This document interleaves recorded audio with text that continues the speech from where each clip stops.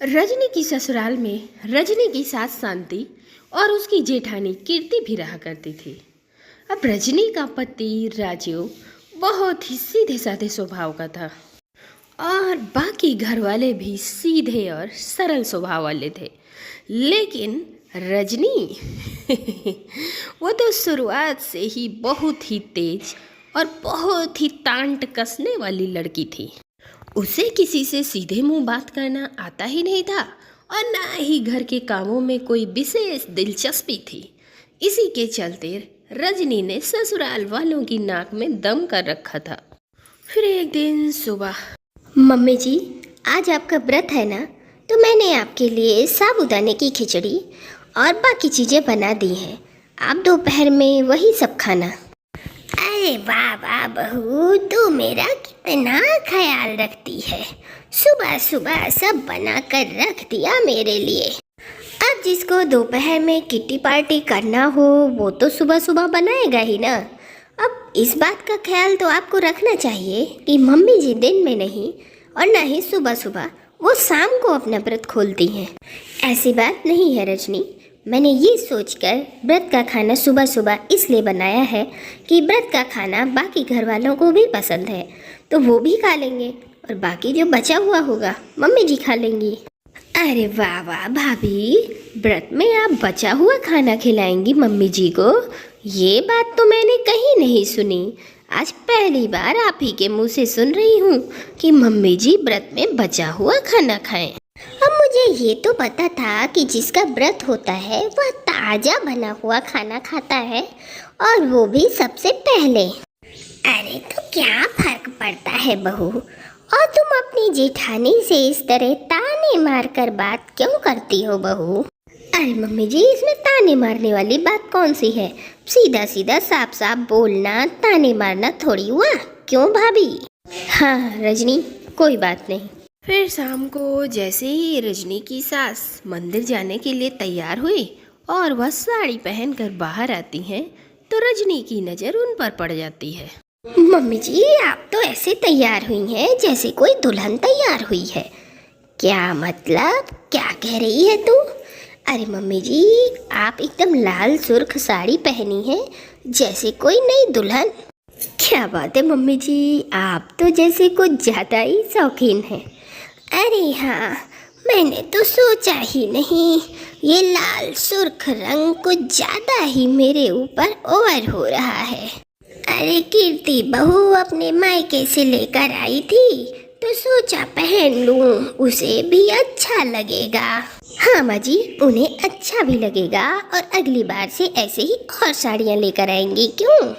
अरे नहीं नहीं बहू, मैंने ऐसा कुछ नहीं सोचा था। मैंने तो कीर्ति बहू का दिल रखने के लिए ये साड़ी पहना है। अच्छा रुको, मैं दूसरी साड़ी पहन लेती हूँ। अब इतना कहकर शांति कमरे में चली जाती है और इस बार थोड़ा हल्के रंग की साड़ी पहनकर बाहर आती है। अरे माँ जी, आप पूजा करने जा रही हैं, किसी मातम में नहीं जा रही हैं। ये कौन सी सफ़ेद रंग की साड़ी पहनकर बाहर आ गई आप?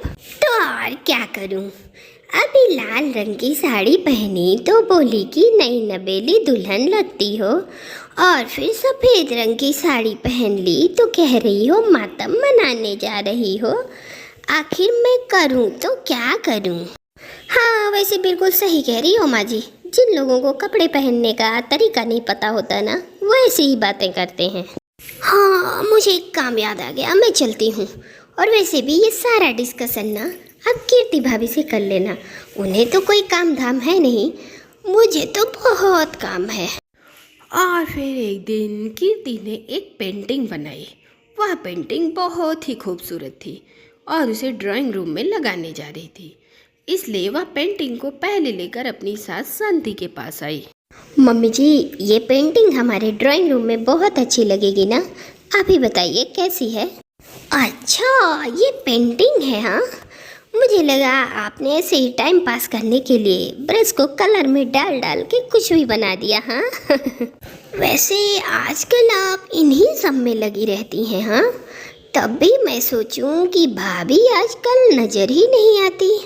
अरे दोनों टाइम का खाना कीर्ति बनाती है और तुम कह रही हो वो किचन में नजर नहीं आती। कैसी बात कर रही हो रजनी बहू? अरे मैं तो ये कह रही थी मम्मी जी कि भाभी जी यहाँ पे पेंटिंग लगा देंगी तो सब आने जाने वाले लोग पूछेंगे किसने बनाई किसने बनाई। लोग 10 तरह की बातें करेंगे। कैसी बात करेंगे लोग?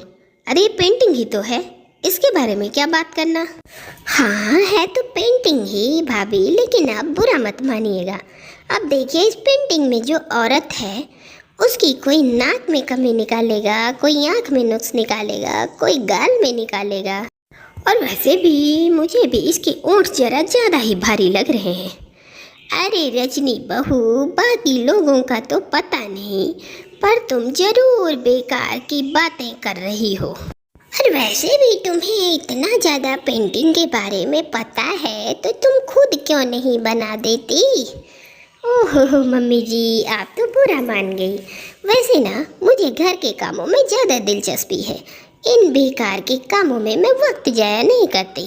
फिर इतना कहकर रजनी वहाँ से चली जाती है और कीर्ति और शांति उसे देखते रह जाते हैं।